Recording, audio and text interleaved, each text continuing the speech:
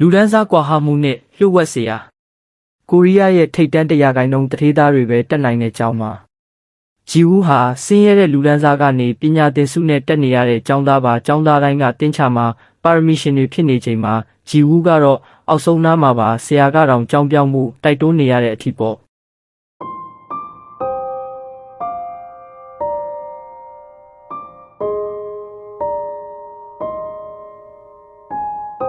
တနေ့မှာတော့ညဆောင်ဦးလေးကြီးဟတ်ဆန်ဟာဂျီဝူးမတွက်နိုင်တဲ့ခက်ခဲလာတဲ့တင်းချပု္ပ္ပစာတွေကိုအလွယ်လေးတွက်ပြလိုက်ပါတယ်တကယ်တော့ဒီဦးလေးကြီးဟာမြောက်ကိုရီးယားကနေထွက်ပြေးလာတဲ့တင်းချပါရမီရှင်ကြီးတစ်ယောက်ဖြစ်နေတာပါ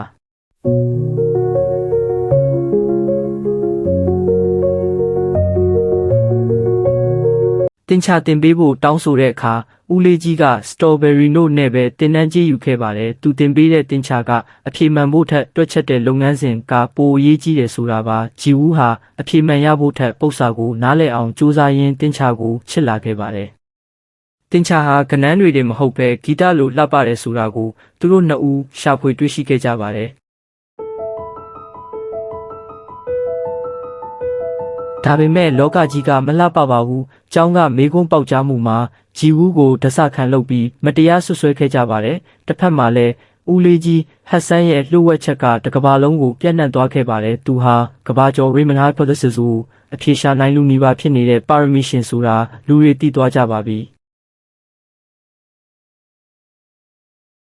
ဦးလေးကြီးဟာသူ့ပညာရက်ကိုလက်နက်လုပ်ဖို့ကြိုးစားတဲ့အစိုးရကြောင့်တားဖြစ်သူကိုလက်လွတ်ခဲ့ရပြီးဝမ်းနည်းမှုတွေနဲ့ပုံအောင်နေခဲ့ရတာပါ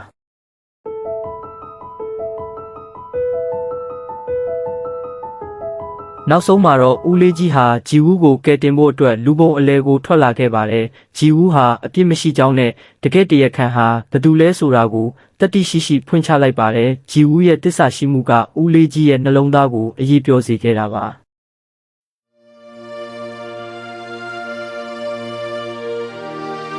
3နှစ်ကြာမှာတော့